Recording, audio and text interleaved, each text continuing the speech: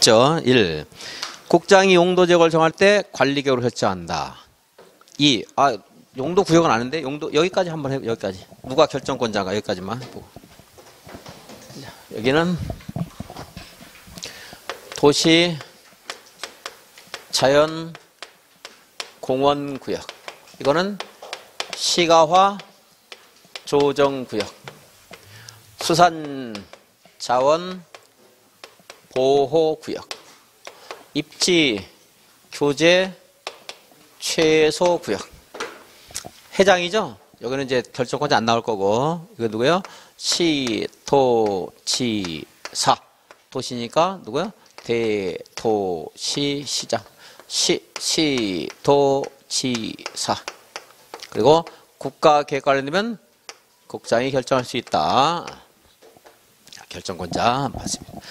그 시도지사, 대도시장 할 수 있고 2번은 3번은 용도지구 시도지사나 대도시장이 신설할 수 있다 없다? 있다. 그래서 3번이 답이었어요. 이제 이것도 최근에 나왔던 겁니다. 여전히 지문 중에 나올 수 있고 좀 어렵게 나오면 이렇게 시도지사 대도시장이 37조 1항에 정하고 있는 용도지구 외의 용도지구를 신설한 경우에 또는 법률에서 정하고 있는 용도지구를 신설한 경우에 기존의 용도지역의 행위자를 강화 또는 완화할 수 있다. 틀렸죠? 완화 안 돼요. 강화는 돼요. 강화는. 4번 집단 취락지구는 개발제한 규격의 취락을 정비하고 따라 행위제한도 무슨 법에 따른다? 개발제한법. 방제지구 지정할 때 자 재해 저감 대책 포함해야 된다. 10년에 몇 회 이상? 2회 이상. 연한 유격, 연한 수역. 연한 유격. 22번.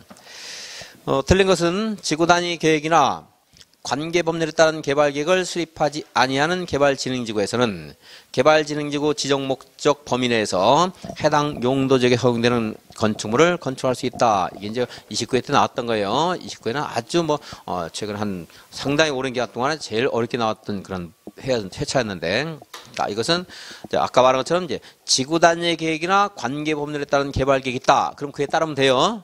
그죠? 그에 따르면 되고. 근데 이것을 이제 수립하지 않기로 했다 그러면 당연히 그냥 해당 용도지역에 허용되는 건축물을 건축하는 거고, 특별법이 없으면 뭐에 따른 거예요? 그냥 일반법에 따른 거예요. 특별법이 있다 그러면 특별법에 따르지만. 근데 이제 이 말이 지금은 쉬운 것 같지만 이 말이 다른 말을 섞이면 여러분 못 찾아요. 그래서 거치는 안 한다는 거예요, 제가. 왜냐하면 지구 단위기기나 개발기기를 수립하기로 했는데 수립이 안 되고 있는 경우와 아예 처음부터 수립하지 않기로 한 경우, 이게 두 개 나뉠 수가 있거든요. 굉장히 어려워요. 그러니까 그 말이 여러분 분석하는 것이. 그래서 수립하기로 했는데 수립 안 될 때는 해당 조례가 규제를 할 수 있다. 이 말들을 여러분들이 뒤에 있는 말을 완벽하게 정리하는 건 불가능이다.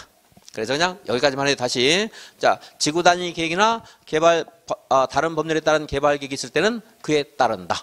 여기까지만 읽고 뒤는 읽지 마세요. 그냥 혹시 나와도, 나올 가능성 없는데 혹시 나와도 거기까지만. 그럼 보고 맞다 하세요. 그 뒤를 뭐 읽으려고 하지 말고. 고도지구 안에서는 도시군 관리구로 정하는 높이를 초과하는 건축물을 건축할 수 없다. 맞는 말이네요. 일반 주거 지역에 지정된 복합 용도지구 안에서는 공장이나 장례시설 건축할 수 없습니다. 있다. 그래서 얘가 답이었는데 당시에. 방제지구 안에서는 방제지구 안에서는 용도지역 안에서의 층수 제한을 함에 있어서, 요거는 한번 읽으세요. 어려운 거 아니고, 요거 그 필로티 부분은 높이나 층수 제한에서 면제될 가능성이 많다. 이렇게 그냥 보세요. 건축법에 나와도 어디 나오든. 그래서 1층 전부를 필로티로 하는 경우에 필로티 부분을 층수에서 제외한다. 예를 들어 높이 제한 같은 데서도 건축부에서 1조 확보를 위한 높이 제한에서 1층을 필로티로 한 경우에 그 필로티 부분은 높이 제한의 높이에서 제외할 수가 있습니다. 면제되는 게 있는데 쓰지 말고 써가지고 외우려고 하지 말라는 거예요. 이것들 억지로 외우면 안 돼요. 그게 꼭 나오는 게 아니거든. 나왔을 때 그냥 참고하라는 거죠. 그래야 되는 거지 막 공부할 거 전부 다 하다 보면 안 되는 거예요. 그러니까 그럼 만약 쓴다 그러면 필로티 높이는 제외될 가능성이 많다. 그냥 이렇게만 쓰는 거예요. 그게 오히려 팁이에요. 그런 것도 항상 공부하는 요령이에요. 그래서 다음에 사연 취락지구에서 4층 가능할 수 있죠? 4층은 됩니다. 아까 방에 발로 걸어간다 해서 방송, 통신, 발전시설, 운동도 해야 되죠? 운동시설, 동물, 식물, 교정, 군사, 국방 다 운동해야 돼요. 할 수 있고요. 그리고 이제 카페처럼 만들면 안 돼요. 휴게 음식, 일반 음식, 안 마실 수 달란 점 이런 것들은 안 된다. 이종근생 1종, 2종 되는데 1종근생, 2종근생 다 돼요. 그러니까 동물병원, 동물미용실도 돼요. 2종근생이니까. 이제. 자, 그래서 보고 그리고 이제 여기에서 여기는 이제 단순하잖아요. 단독, 공동, 일종근생, 교육, 노이자 하니까 여기서 동물병원 이런 말이 혹시 나올 수도 있어요. 2종근생이니까 안 되는 거예요. 근데 자연철학적으로 우리가 잘 보는 부분도 아니고 여기 공부를 많이 하는 것도 아닌데 자연철학적으로 그리고 허용되는 게 좀 많잖아요. 여기 양이 많은데 여기 1종, 2종에 대해서 또 1종에 뭐 이용원, 미용원, 뭐 서점 뭐 이런 거 가지고 내지는 않을 거예요. 이렇게 너무 어려우니까 여기도 낼 만한 것들이 많이 있거든요. 여기 요거 안 되는 거 2종근생 중에 요거 되거나 공업용 창고 돼야 안 돼요. 안 된다. 농업용 창고 돼야 안 돼요. 그건 될 수 있어요. 이제 됐다. 그래서 다 배워되고 지금 제가 읊어드린 것을 완벽하게 재생을 못했다 해서 너무 걱정 말고 반 정도만 알고 간다. 근데 내가 꼭 해라 하는 것들은 꼭 하려고 노력을 하셔야 돼요. 뭐 건표 용정 늘상 하잖아요. 그거 하셔야 돼요. 어떻게든. 23번. 용도지구별 건축 제한에 관한 설명으로 옳은 것을 모두 고른 것은 했어요. 경관지구 안에서의 건축물의 건폐율, 용적률, 높이, 너비, 색채, 심지어 뭐 색채도 규제할 수 있어요. 대지 안에 있는 조경 이런 것을 무엇으로 정한다? 조례가 정하는 거예요. 조례가. 도시계획위원회가. 도시계획위원회는 정하는 결정권이 없어요. 얘네들은. 실질적인 권한이 없고 심의기관이 심의기관. 그리고 좀 더 절차가 경미한 것들은 자문을 한다라든가 자문, 조언을 한다라든가 아니면 심의를 한다라든가 이런 거지 얘가 정하는 게 아닙니다. 고도지구에서는 도시계획위원회 뭐 자문을 거쳐 정하는 높이를 초과할 수 없다. 틀려요. 고도지구는 뭐 도시군 관리계획을 합니다. 관리계획. 그러니까 심의도 거쳐야 돼요. 거기서. 자문이 아니고 도시관리. 집단지락지구 안에서의 건축 제한은 개발 제한법 맞고 고도지구 안에서 건축물을 신축하는 경우에 도시군 관리계획으로 정하는 높이를 초과하여 건축할 수 없다. 맞네요. 자연취락지구 안에서는 5층 이하의 범위에서 관광휴게시설을 건축할 수 있다. 맞아요? 틀려요? 틀렸죠? 관광휴게 되지도 않고 그냥 그 볼 것도 없어요. 뭐 그게 가물가물 하더라도 뭐 될지 안 될지 모르겠다 하더라도 5층 안 됩니다. 5층만 계획도 찾을 수 있어요. 그래서 니은과 디귿만 가능합니다. 자, 24번. 용도지구와 그 자세히 구분하고 있는 종류의 연결이 바르게 된 것을 모두 고른 것은 보호지구, 생태 역사가 중요하다 해서 작년에 제가 뭐 생태, 노가리, 창란전 뭐 했는데 올해는 안 하잖아요. 그것을 왜 따왔으니까 이제. 작년에 막 그것까지 했어요. 동태, 먹태 막 이런 거 다 했는데. 왜냐면 생태 역사가 중요했거든, 작년에는. 작년에 중요했어. 올해 안 중요해, 이제. 시험에 나와서. 역사물 환경, 중요술물, 생태계 있고 방제지구는 자연방제, 시가지 방제가 있죠. 자시, 경관은 특자시, 특화, 자연, 시가지. 물론 법에 있는 순서가 약간 달라요. 시험에 나왔을 때 순서가 살짝 바뀔 수 있어요. 외우기 쉽게 제가 말하는 것들입니다. 자연, 시가지, 특화가 있는데 틀렸고 취락지구는 자연과 집단이 있죠. 이렇게 틀렸습니다. 네, 농어촌 취락지구 이런 거 강의할 때 하는 게 아니에요. 또 할 수가 없어. 이 사람 독창적으로 만든 거기 때문에 공부한 거 가지고서 이제 걸러낼 수 있어야 돼요, 여러분들이. 자, 만든 것은 뭐예요? 기억만이나 기억. 이렇게. 그래서 작년에 이게 나왔던 거고 올해 나오면 얘가 나오는 게 아니고 이제 얘가 나올 가능성이 많아서 자꾸 이걸 말씀을 드리잖아요. 이거 특화는 수변. 물론 작년에도 해결했어요, 이것도. 근데 작년에 이제 종류도 이거 비슷하게 했는데 종류보다 이제 수변, 자연. 그러다 보면 뭐 이런 것도 이제 집어넣어야 되잖아요. 이런 것도 하나씩 들어갈 수 있겠죠. 이런 거 들어간다든가 특정 용도 제한지구가 들어간다라든가 뭐 하나씩 들어갈 수 있어요. 헷갈릴 만한 것들 정리를 해드린 겁니다. 그다음에 25번 입지계 최소고요. 입지계 최소기 나왔네.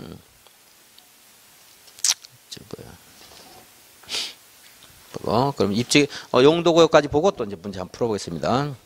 요거 이제 지금 처음이니까 조금 더 되지만 뒤에는 이제 한 거니까 진도가 좀 빨리 나갈 거예요. 문제 풀 때 이제. 자, 개발 제한구역 누가 결정하는가 해야 되고 회장은 뭐 중요도가 제일 떨어지겠죠 이제.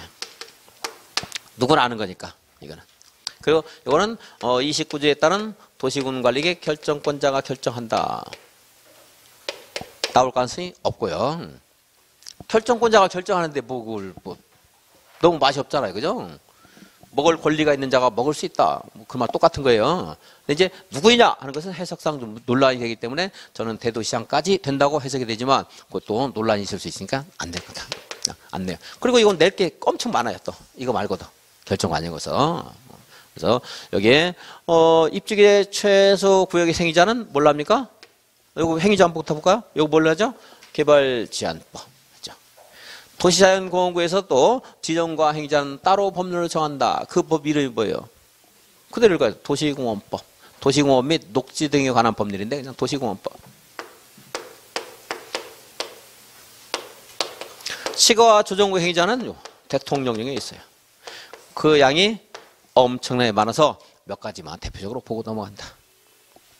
수산자원 보호구역, 특히 자연환경 보전적이 있는 수산자원 보호구역에서는 수산자원관리법에 따른다. 자연환경 보전적이 있는 할 만한 알려줘요. 시험에서 그냥. 그러니까 무시해도 수산자원 보호구역, 수산자원관리법 말 그대로 나오는 것들 어렵지 않아요. 이제 얘네들 물론 그대로 나올 수 있어요. 법에서 연결해서 법 물어볼 수 있어요. 자. 근데 시가 조정구역은 안 외워요. 물어본다면 대통령령으로 행위를 제한한다는 걸 물어보는 게 아니고 여기에 있는 내용들을 물어볼 수 있습니다. 이제 문제하고 복수 문제 같은 데서 몇 개 확인하는 정도 하겠고요. 다음에 그 입지계 최소구역. 여기 이제 그리고 이 법에 있는 내용은 우리 시험법이 아니니까 안 물어보고 입지계 최소구역에서는 무엇으로 행위를 제한합니까? 입지, 규제, 최소, 구역, 계획. 에 따른다. 그럼 입지계 최소구역 계획에는 자 용도지역이나 용도지구 행위 제한을 대체하는 내용이 있어야 되잖아요.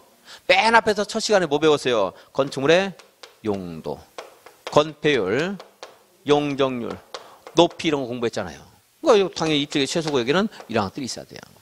건축의 용도나 용도를 좀 더 자세히 나오면 종류 이렇게 말하는데 예를 들어서 공동주택에는 아파트, 연립, 다세대 그리고 기숙사가 있잖아요. 이걸 건축물의 용도라고 하고 이걸 건축물의 종류라고 하는데 뭐 용도나 종류나 같다고 여러분 생각하고 문제 풀면 돼요. 건축물의 용도나 종류 이런 것들 있어야 되지. 그리고 간선도라 같은 주요한 기반시설. 기반시설 있어요 없어요? 있죠. 항상 개발할 때. 그리고 이제 용도지역이나 용도지구 지정에 관한 사항, 지구 단위 계획에 관한 사항, 도시군 계획 시설에 관한 사항 이런 말들이 나오게 되는데 요건 이제 보충 설명 교재 보면서 얘기를 하겠습니다. 일단 이건 알 수 있잖아요, 이거는. 그죠? 이거 포함할 수 있다 그럼 돼야 안 돼요? 포함해야 돼요. 포함해야 돼요. 지구 단위 계획에도 이것이 포함해야 돼요. 이제 법문이 하도 많고 정리가 안 되고 연역이 법 개정이 시간에 따라 부분적으로 하다 보니까 포함할 수 있다, 포함될 수 있다, 포함되어야 된다, 포함해야 된다, 포함시켜야 된다 막 표현이 다르지만 어쨌든 의무적이냐 재량적이냐 하는 표현 아셔야 돼요. 포함시켜야 돼요. 이것들은 몇 가지가 더 있는데 이제 교재 보면서 한번 얘기를 해드릴게요. 자, 그런 이제 입지계 최소구역 계획으로 행위제한을 완화할 수 있는 것들이 있는데. 물론 이것도 완화가 가능해요. 이거 말고 다른 법률. 주차장법이라든가, 주차장. 또 우리 주택법에는 주택건설 기준이라는 게 있어요. 주택건설 기준이라든가. 그리고 이런 것들 이제 법을 적용을 폐지할 수도 있고 또 문화재보호법에 따른 문화재라든가 문화재 보호구역에서 행위제한이라든가 학교환경위생전화구역 구역에서의 행위제한이라든가 이런 것들이 완화 적용될 수도 있고 완화 적용되거나 적용을 하지 않거나 근데 이제 제가 적용을 하지 않는 말과 완화한다는 말이 이게 굉장히 모호해요 기준이. 예. 그래서 그건 제가 말하는데 저는 굉장히 이런 부분에 비판적인데 어쨌든 뭐 이런 것들 이제 한번 읽어보시면서 시험 지문에 이런 게 나오면 뭔가 좀 완화될 수 있다 이런 취지로 그냥 읽으시면 되겠어요. 자, 여기 문화재 보호구역이나 학교환경위생정화구역에서 행위제한을 완화할 때 이제 여기에 입지계 최소구역 계획이나 입지계 최소구역은 도시군 관리계획이기 때문에 심의를 해야 되잖아요. 도시계획은 심의를 해야 되죠. 근데 심의할 때 여기서 공동 심의해야 돼요. 문화재위원회나 학교환경위생정화위원회와 공동 심의해야 된다. 그래서 여기서 행위제한을 완화하는 이것을 적용할 때 얘를 우선해야 돼요. 얘네들을 우선해야 돼요. 얘네들 문화재위원회나 학교위원회 의결에 따른다 하는 것까지. 그리고 이제 입지계 최소구역을 정하게 되면 그 지역은 이제 특별건축구역으로 지정된 것으로 봐요. 특별건축구역은 이제 건축법이 있는데요. 특별건축을 지정하게 되면 국가나 지자체나 공공기관이 설치하는 건축물이나 아니면 아파트 300 이상 한옥이 있는 곳에서 50동 이상의 대규모 건축을 할 때는 특별건축구역의 행위제한을 적용받아서 뭐 미술작품이라든가 공원이라든가 미술 공부인데 부설 주차장 설치 의무 같은 것들이 통합 적용될 수 있어요. 통합 적용. 어쨌든 그런데 여기 있는 것뿐만이 아니고 입지기의 최소구역에서 건축하는 행위가 여기 해당 안 돼도 이 특별 건축구역의 혜택을 받을 수가 있어요. 근데 이거 부족까지는 몰라도 여러분들이 너무 어려운 거니까 자 다시 특별 건축 지정된 것으로 본다. 가시면 돼요. 이제. 그리고 입지기의 최소구역은 이렇게 행위 제한을 완화하는 것들이 많고 혜택이 많기 때문에 이런 것들을 어디선가 함부로 자꾸 만들면 안 돼요. 따라서 입지기의 최소구역은 국토계획법에서 정하는 바에 따라서만 정할 수 있어요. 만약에 도시개발법이든 또 우리가 공부하지 않은 어떤 부동산 공법에서 도시군 관리계획 결정을 의지하는 규정이 있다 하더라도 그 도시군 관리 결정으로 입지기의 최소구역을 정할 수 있다 없다? 없다. 여기서 말해야 돼요. 비슷한 편이 농지법에서는 농지소유에 대한 예외가 있어요. 농지소유 예외를 농지법이 정하지 않고 다른 법률로 정할 수 있다 없다? 안 돼요. 농지법에서만 정해야 돼요. 다른 건 안 된다. 이제 이런 표현들 이제 알아주시면 되겠습니다. 결정권자까지 이제 봤고요. 어차피 문제 나오니까 지금 23페이지 볼게요. 입지기의 최소구역까지 쭉 읽어버리자. 예. 입지기의 최소구역 22페이지. 봤으니까 보겠습니다. 개발제한구역 국장은 도시의 무질서한 확산을 방지하고 국방부 장관의 요청에서 보안상 도시의 개발을 제한할 필요가 있을 때 개발제한구역의 지정이나 변경을 도시군 관리구로 결정할 수 있다. 그래서 도시의 무질서한 확산을 방지하고 여기 기억하는데 이게 3번에 있는 시가 조정구역에서 도시역과 주변 지역의 무질서한 시가를 방지하고 무심결에 읽으면 구별이 안 돼요. 그래서 시가와 조정구역에서는 시가화를 방지하고 그 표현을 딱 기억했다가 그거 나왔는가 안 나왔는가 찾고 그 다음에 개발제한구역에서는 무질서한 확산을 방지하고 이것뿐만이 아니고 국방부 장관의 요청에서 무슨 상? 보안상 도시의 개발을 제한할 필요가 있을 때 보안상 하는 말을 체크해서 이것이 어긋나 있으면 틀렸다. 혹시 나왔을 때. 그리고 다시 이제 개발 제한 구역은 지정 변경 그리고 그곳의 행위 제한, 개발 제한 구역 관리에 관한 필요한 사항은 따로 법률로 정한다. 이렇게 재미없이 말로 나올 수도 있어요. 이렇게 해도. 그러면서 개발 제한 구역에서 행위 제한은 개발 제한 구역의 지정 및 관리에 관한 특별조치법령에 따른다. 이래도 맞는 말이 되는 거고요. 따로 법률로 정한다 해도 맞는 말이 돼요. 우리가 국토계획법으로 행위 제한을 공부하고 있는데 이제 다른 법을 정했죠. 개발법. 있다는 걸 알아야 되거든요. 여러분들이 나중에 업무를 수행할 때. 자, 도시자연공원구역 누가 정합니까? 시도지사, 대도시시장이 이제 도시민들의 건전한 휴식 공간을 제공하고 이런 말이 나올 수 있는데 그러다 무시하시고 도시적 안에서의 식생양호한 산지의 개발을 제한할 필요가 있을 때 이런 정도 식생양호한 산지 이런 말 나오면 맞아요. 중간에 글자까지 다 외워야 되는 거 아니에요. 지정 변경 행위 제한은 따로 법률로 정한다. 그 법 이름이 뭐예요? 도시공원 및 녹지 등에 관한 법률. 도시공원법 그러고. 그 용도지역, 용도구역과 행위 제한의 법을 그냥 단어를 일치시켜버리면 쉽죠. 따로 외우는 게 아니니까. 자, 시가 조정구역은 누가 정하죠? 시도지사가 정합니다. 도시관리구로. 그런데 국가기획관리되면 누가 정할 수 있어요? 국장이 결정할 수 있다.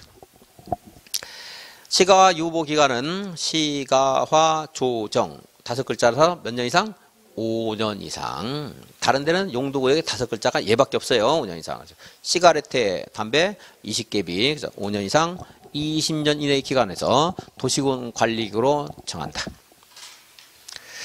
그 시가화 조정구역 유보 기간 동안 시가화 진행되는 것을 억제를 하는 거잖아요. 그죠? 그럼 유보기간이 끝나면 개발할 수 있죠. 근데 그 개발할 수 있는 때가 유보기간 동안에는 개발 못하는 거예요. 언제부터 개발할 수 있어요? 유보기간이 끝난 다음 날 개발할 수 있잖아요. 그러니까 시가와 조정구역에 관한 도시군관리 결정은 유보기간이 끝난 다음 날 효력을 잃는다. 그럼 효력 잃었다는 그런 사유, 장소 등에 대해서 고시를 해야 하네요. 고시해야 된다 하는 거지. 실효 사실을 고시해야 된다.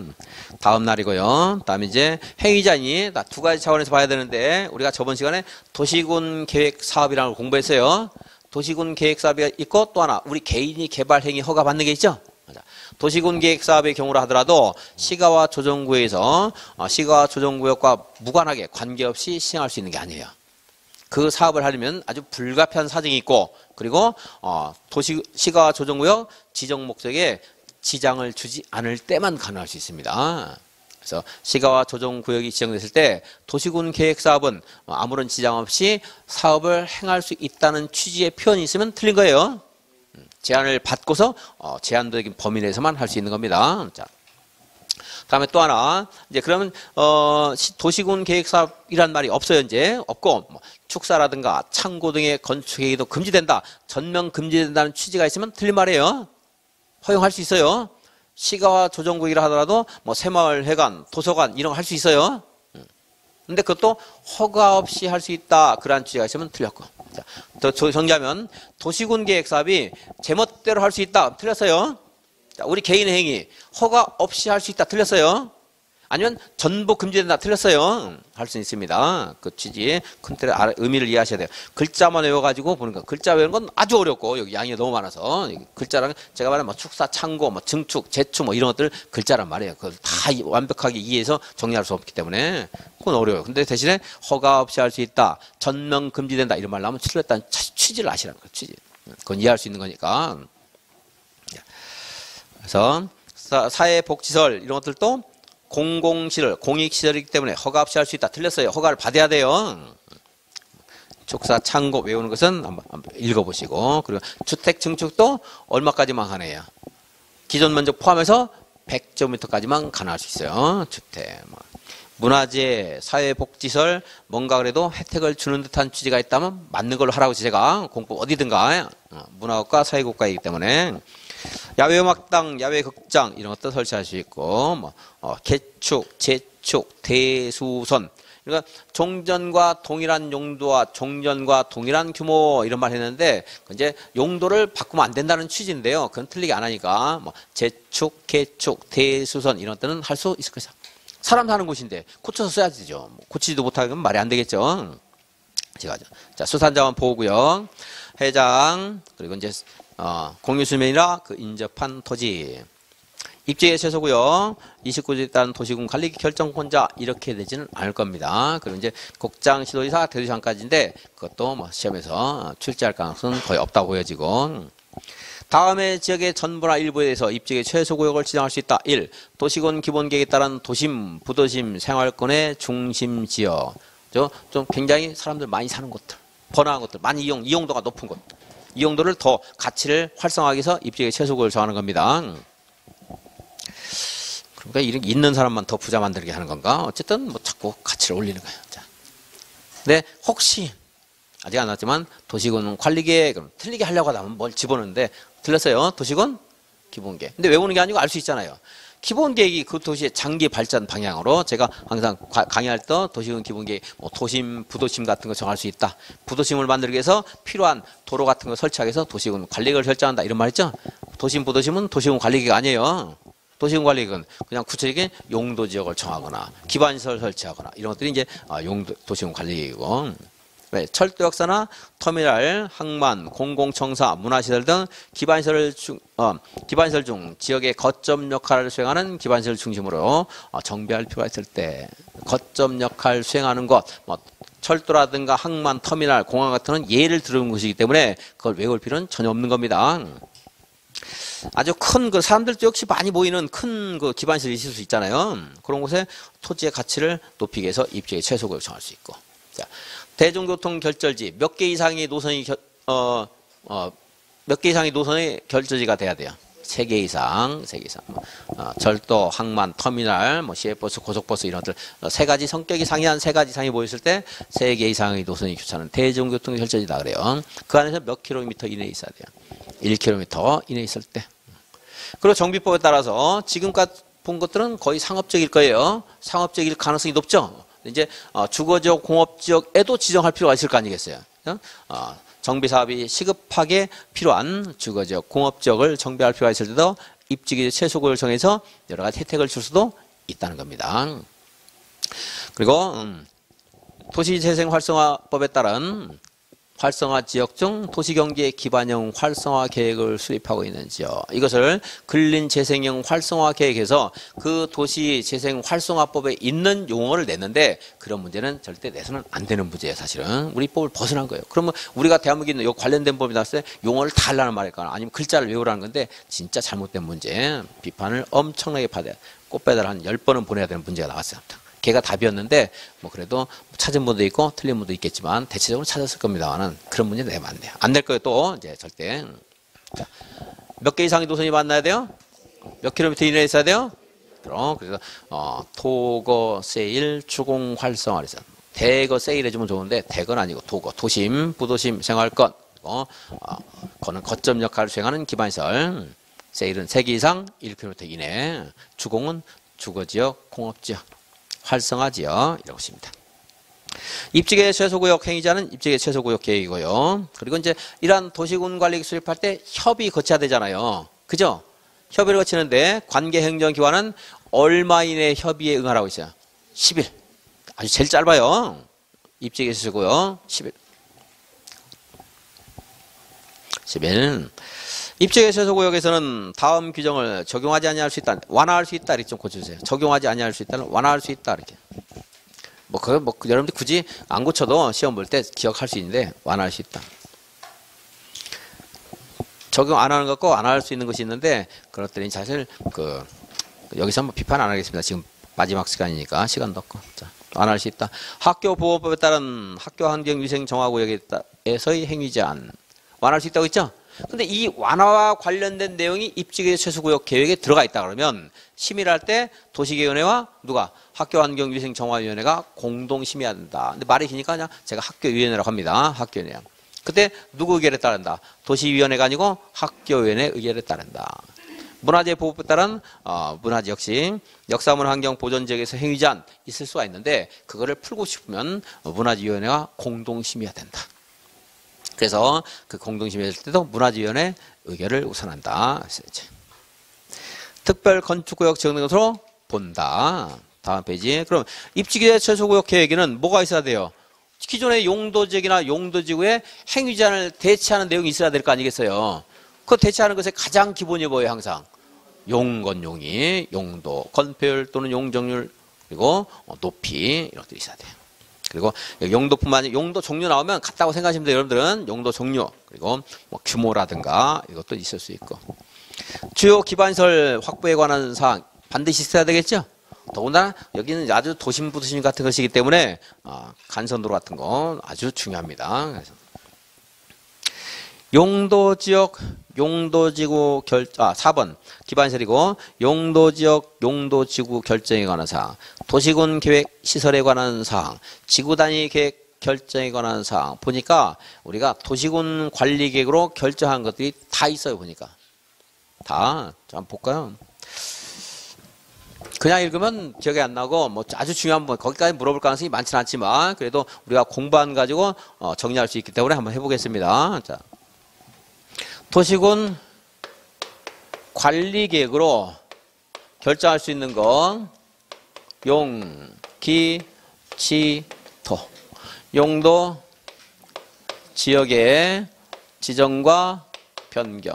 그래서 이제 이렇게만 나올 수 있고요. 도시관리계에서 조금 더 나오면 아까 말한 것처럼 뭐 일종 일반 주거지역을 준주거지역으로 변경하는 것 도시군 관리계획에 해당돼야 한대요. 해당되잖아요. 용도지역을 변경하는 거. 그죠? 또 경관지구에서 특화 경관지구를 세분해서 지정하는 것. 도시군 관리계획이에요. 이렇게 말할 수 있다는 거예요. 여기 칠판에 써온 것들이 다 도시군 관리계획이에요. 여기서 공부한 모든 것들이 도시군 관리계획이에요. 그리고 용도지구 지정과 변경. 용도구역의 지정과 변경. 그리고 기반시설의 설치와 정비와 개량에 관한 계획. 지구단위 계획구역 지정 변경과 지구단위 계획에 관한 것, 도시군 관리계획이죠. 그죠? 그리고 이제 도시개발 사업이나 정비 사업은 여기서 이제 더 이상 연구할 필요 없고.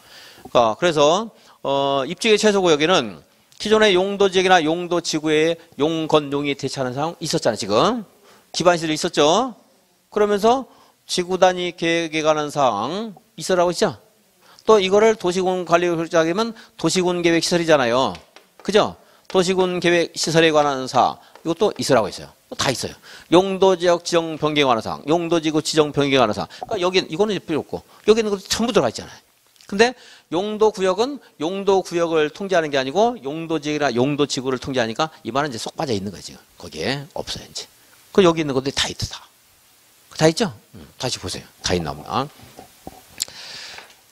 건축물에 용, 건, 용이 있어야 되고 기반시설까지는 당연합니다. 그러면서 용도지역, 용도지구 결정에 관한 사항, 도시군 계획시설 결정에 관한 사항, 지구단위 계획 결정에 관한 사항. 우리가 도시군 관리계획으로 공부할 것들이 지금 다 들어가 있잖아요. 이게. 그죠? 그렇게 하면 한번 볼 때, 이제 용도구역이 뭐 시험에서 거론될 가능성이 많지는 않지만 그런 거 걸러낼 수도 있을 것이고 혹시 나온다. 다른 것들은 뭐 언급될 거 없습니다. 근데 1, 2번에서, 그러니까 1, 2, 3번에서 거의 끝날 거예요. 1, 2, 3번에서 필요한 거. 1, 2, 3번. 네. 4번도 도시군 관리에서 있는 것들이 뭐 또 더 있구나. 그런 정도. 1, 2, 3번은 꼭 필수예요. 꼭 아셔야 됩니다. 오늘 4번도 필수인데 암기에 필수라는 거 1, 2, 3번은 꼭 아셔야 된다고 시험 볼 때. 7번. 다른 범위에서 도시군 관리 결정 의지하고 있는 경우에 국토교육부에 따르지 않고 입지기재 최소구역이 결정된 것으로 의지할 수가 있다 없다? 없다 하는 거예요 이제. 다음에 입지기재 최소구역 계획의 수립 기준 등은 시도지사가 정해요? 국장이 정해요? 국장이 정한다. 재발제한구역은 개발제한법 그거 다 바꿔요. 다음에 특별규정 맨 밑에 4번 용도지역 용도지구 안에서의 도시군 계획시설 사업할 때 용도지역이나 용도지구에 건축물의 용도 제한, 건폐율 제한, 용적률 제한, 높이 제한 적용돼야 안 돼요? 안 된다. 그리고 건축물이나 그 밖의 시설의 용도, 종류, 규모를 제한할 때 농림지역 중 농업진흥지역은 농림지역에 따른 규제를 받는 게 아니고 농지법을 적용하게 해요. 농지법. 농지법에 가면 농업진흥지역을 두 개로 나눠요. 농업진흥구역과 농업보호구역. 그래서 농업보호구역에서는 이런 게 됩니다. 농업진흥구역은 이게 됩니다. 그것에 따라서 규제하는 것이지 우리 국토교육부에서 농림지역에서 허용되는 것이 되는 게 아니에요. 차이가 있을 수가 있어요. 농업진흥지역은 좀 더 규제가 많습니다. 다시 농림지역 중 농업진흥지역은 국토계획법에 따른 농림지역을 적용하는 게 아니고 뭐가 적용된다? 농지법을 적용한 농지법. 그리고 농림지역 중 보전산지, 초지 이런 것들은 산지관리법, 초지법 걔네들은 이제 농지법 적용되는 거 이해했다 그러면 그런 것들은 줄줄이 나올 수 있습니다. 자연환경 보전지역에 있는 수산자원 보호구역은 무엇이 적용돼요? 자연환경 보전지역에 관한 규정이 적용되는 게 아니고 수산자원 관리법이 적용된다.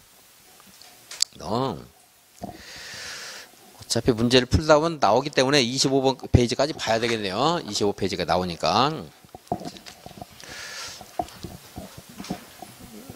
칠판에 정리하고 읽는 게 편하니까 정리를 한 다음에 읽어보겠습니다.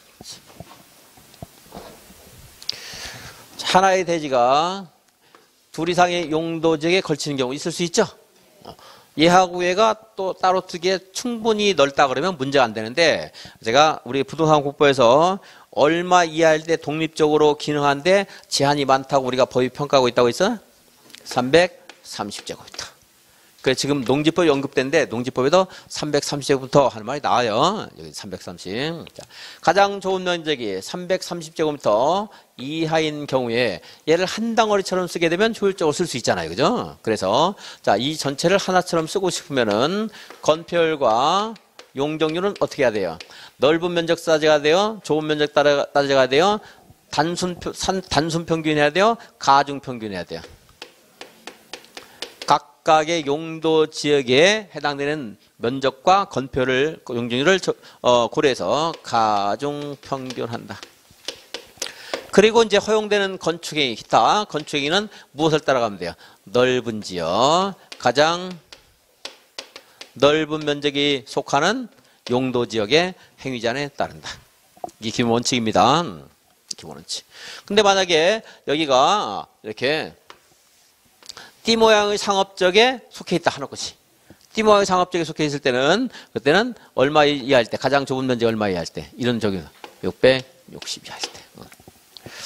둘 이상의 용도지역이 걸쳐 있긴 걸쳐 있는데 만약에 건축물이 고도지구나 방화지구에 이렇게 걸쳐 있다. 그럴 때는 넓던 좁던 간에 고도지구 방화지구가 이 부분에도 적용이 된다. 이제 고도지구는 대지에도 적용이 되고 건축물에 적용되는데 그걸 구별하는 문제가 우리 책에 있어요. 근데 그렇게는 안 물어봅니다. 방화지구는 대지는 관심이 없어요. 건축물의 방화, 불, 화재 가능성과 관련되기 때문에. 근데 우리 문제집에 방화지구에서 뭐 건축물이 방화지구와 그 밖의 용도지에 걸칠 때 건축물과 대지 모두 방화지구에 국토기법 적용 규정을 적용한다 이런 말이 있는데 그런 문제는 안 나옵니다. 이제 풀면서 답은 처리는 하겠지만 거기까지 신경 안 써도 돼요. 그렇게 하다 보면 너무 깊어지는 거예요. 자꾸 문장을 다 해야 돼요, 여러분들이. 자, 고도지구 방화지구 우선한다. 이거 알면 되는 거예요. 이거 알면. 대신에 이런 거 나오면 틀리지 말고 뭘 설치하면 돼요. 여기다가 방화벽 설치하게 되면 그 밖의 그러한 그 용도지역 등에는 방화지구에 관한 규정을 적용하지 않는다. 이런 기본적인 거 기억할 수 있는 거 하면 되는 거지. 쓸데없이 거기까지 할 필요 없어요. 근데 이제 이렇게 가중평균하거나 가장 넓은 면적이 차지하는 용도지역을 규정을 적용하는 게 아니고 각각 적용하는 경우가 있죠. 그곳이 한 곳이 어디일 때 녹지역에 속할 때 녹가 그랬어요. 그래서 여기는 여기대로 여기는 여기대로 적용한다 했는데 이것도 이제 법을 만드는 사람이 생각해 보니까 야 그럼 얘가 한 130밖에 안 될 때는 어떻게 할 것이냐. 따로 쓰라고 그러면 어떻게 여기서 건축하느냐. 뭐 의미 없는 건데. 그래서 만약에 가장 좁은 면적이 녹지역으로서 330제곱미터 이하할 때는 어떻게 해요? 따로 놓는 게 아니고 그때도 이제 녹지역이라 하더라도 가중평균에서 가장 넓은 면적에 속하는 용도지역에 따른 건축행위를 할 수가 있어요. 이제. 그래 됐습니다. 그리고 이제 이건 예외가 있고 이거 오래 나올 가능성이 많지는 않다고 보여지는데 뭐 이 정도 체크해야 돼요. 그리고 녹지역의 건축물이 하더라도 만약에 방화지구나 고도지구에 그 건축물이 걸쳐 있을 때는 녹지역을 따로 놀면 안 되고 이 건축물과 대지 모두 고도지구나 건축물에서 모두 방화지구라는 규정을 적용한다. 물론 방화벽이 있으면 면제. 그거 하시면 되겠어요. 이제 25페이지에 있는 내용입니다. 체크 키워드가 되는 것만 체크할게요. 맨 위에 가장 좁은 면적 30, 30 띠 모양 660 건폐율 용적률은 가중평균 기타 건축자는 가장 넓은 면적. 다음에 고도지구, 건축물이 고도지구와 그 밖의 용도에 있을 때는 건축물 대지 전부 고도지구.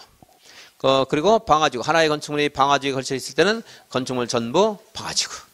방화벽이 있을 때는 그렇지 않다. 면제될 수 있고. 다음에 녹각, 녹지역과 그 밖의 용도지역일 때는 각각의 대지가 속하는 용도지역에 관한 규정을 적용하는데 이제 만약에 녹지역이 가장 좁으면서 330 할 때는 가중평균 가장 넓은 그 기본적인 원칙으로 돌아간다. 녹지역도 피해갈 수 없는 게 뭐가 있어요? 무슨 지구? 고도지구, 방화지구에 걸칠 때는 고도지구, 방화지구에 규정을 적용하게 된다. 녹지지구, 녹지역. 연습 문제. 우선 이제 만약에 이렇게 해서 지금 공부한 것이 나올 수도 있고 그리고 그림을 뭐 그려주는 경우도 있겠지만 그림보다 그 상황을 설명을 해주죠. 만약에 전체 대지가 1200제곱미터인데 A 지역에는 뭐 900이고 B에는 300이 속해 있다. 이런 경우에 여기서 가능한 건축 연면적 최대한적으로 건축 가능한 건축 연면적 얼마인가 물어볼 수 있는데 그때는 단순하게 쉽게 생각하죠. 여기에 사용되는 연면적과 여기에 사용되는 연면적을 구해서 더해주면 그만이다. 그랬어요.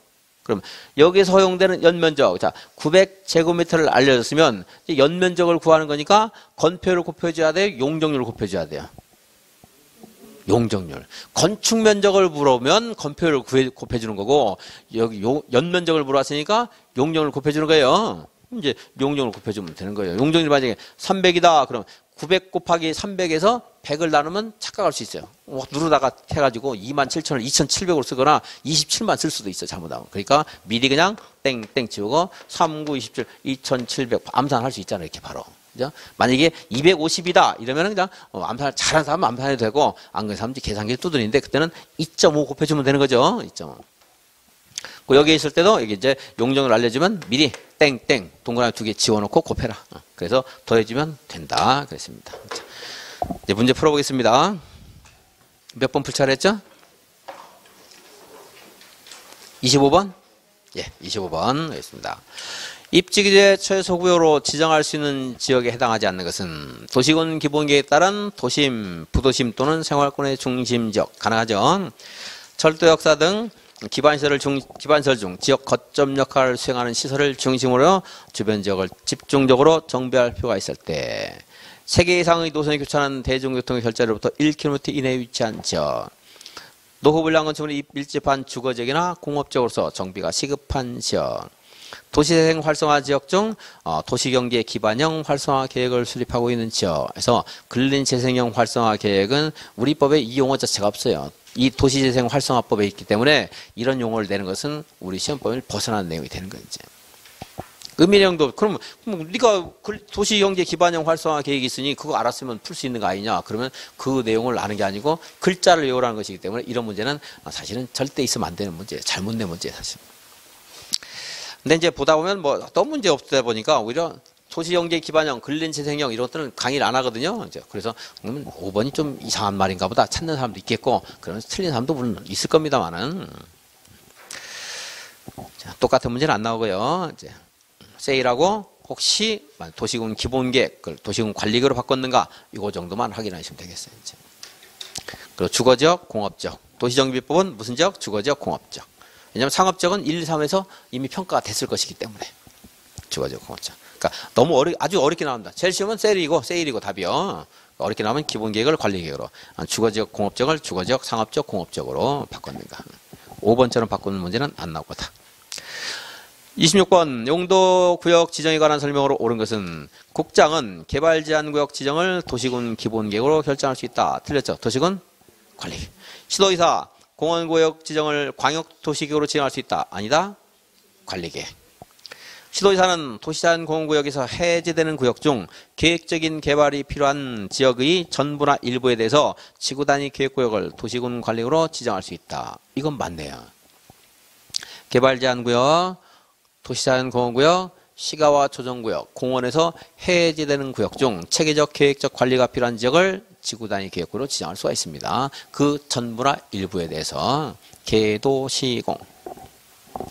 자, 예습인데 이 중에서 계도시공 중에서 해제되는 면적이 30만 제곱미터 이상 할 때 지구단위 계획구로 지정을 해야 되는 곳이 있어요. 어디예요?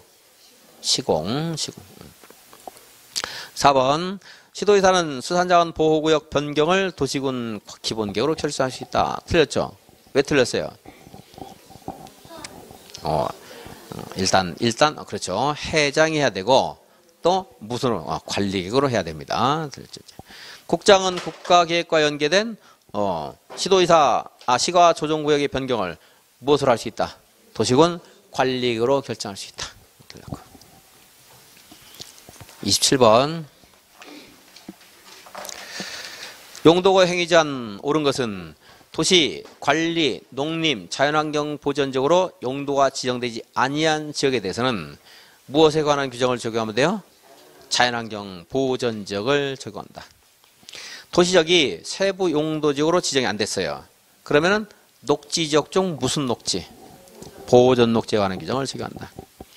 관리지역이 세부 용도지역으로 지정이 안 됐어요. 그러면 보전관리지역에 관한 규정을 적용한다. 그래서 여기서 이제 용도구역에서 행위제한 이렇게 말할 수 있고, 건축물의 용도제한 아니면 건축물의 건폐율 제한, 건축물의 용적률 제한 이런 말로 대체하더라도 맞는 말이 똑같은 말이죠.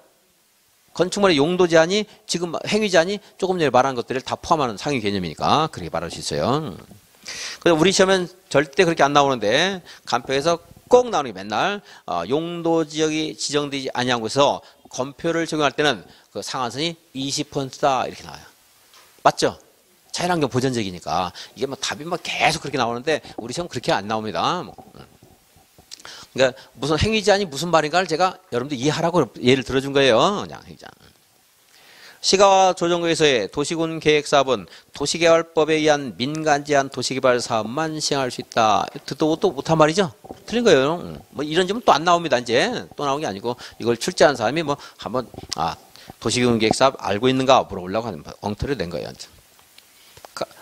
시가와 조정구에서 도시군 계획사업 불가능하다, 가능하다. 가능해요. 못하는 거 아니에요. 불가능하다 그러면 안 돼요. 할 수 있어요. 근데 제한 없이 할 수 있는 게 아니고 이제 관계장관이 여기서 하는 것이 불가피하다. 좀 했으면 좋겠다. 요청을 했어요. 국장이 봤더니 이걸 하더라도 시가 조정구역 지정 목적 달성하는데 지장이 없어요. 국가 균형 발전을 달성하는데 큰 문제가 안 돼요. 그런 것들만 할 수 있는 겁니다. 제한적으로만 할 수 있다. 취지 아시라는 거예요. 그 문장을 여러분 통째로 알 수는 없으니까. 다음에 시가 조정구에서는 도시군 계획 사업이 아닌 경우 모든 개발 행위를 허가할 수 없다. 맞아요, 틀려요? 틀렸죠? 시가와 진행되지 않는 것들은 가능할 수 있어요. 뭐 축사, 창고, 백제부터 인해서의 주택의 증축이라든가 새마을회관이라든가 도서관, 119, 소방센터 이런 거 할 수 있어요. 대신에 뭘 해야 돼요? 허가를 받고 해야 돼요. 허가를 받고 해야 된다. 28번 K시에 소재하고 있는 갑의 대지는 2종 일반 주거지역과 생산 녹지지역에 걸쳐 있으면서 그 총면적은 1000제곱미터이다. 이 경우 2종 일반 주거지역에 건축 가능한 최대 연면적이 1200제곱미터일 때 갑의 대지에 건축할 수 있는 건물의 최대 연면적은 얼마인가 했어요. 여기에 용도지역을 알릴 때는 용도지역을 여러분들이 뭐 쭉 읽을 필요 없이 그냥 A적, B적 이렇게 편하게 읽어도 상관없습니다. 지금 2종 일반 주거지역과 어디에 걸쳐 있어요? 생산 녹지. 생산 녹지. 건축 가능한 최대 면적이 1200일 때 갑의 대지에 건축할 건축 태대. 왜 생산 녹지를 냈지? 기출이 19회가 맞나 이게? 모르겠네. 하여튼 뭐 상관없는데 풀어보겠습니다. 자, 건축 가능한 최대 연면적 2종 일반 주거지역의 건폐율이 얼마라고 있어요? 용적률이 알려주죠? 얼마? 200%. 여기는 얼마? 50%예요? 50%. 자, 우리가 2종 일반 주거는 우리가 최대한 가능한 250인데 조례로 이제 그 범위에 정할 수 있으니까 더 떨어질 수 있죠. 여기도 80까지 있는데 50까지 할 수 있습니다. 그러니까 우리가 공부한 가지고 외우지 말고 여기 알려주는 걸 해라. 저는 연습 문제 낼 때 항상 우리가 암기해야 될 숫자를 내요. 항상. 250, 80. 왜냐하면 한 번이라도 그 숫자를 봐야 되니까. 모든 모의고사 저는 이렇게 여기보다 200, 여기가 200, 우리 법에 250 돼 있는데 이걸 200, 150 이렇게 안 냅니다. 한 번이라도 그 정확한 숫자를 공부하기 위해서 저는 법에 있는 숫자 그대로 내요. 시험에서는 우리가 여러분들 암기하지 않은 숫자가 나올 수 있어요. 그 범위 내에서. 그러면은 여기에 근데 얼마인가는 안 알려줬죠. 지금 면적을, 대지 면적을. 그러면서 2종 일반 주거지에 가능한 건축 연면적을 얼마라고 있어요? 얼마요? 1200제곱미터. 자, 다시 기본으로 돌아가서 대지 면적의 용적률을 곱해준다. 항상 그랬어요, 제가.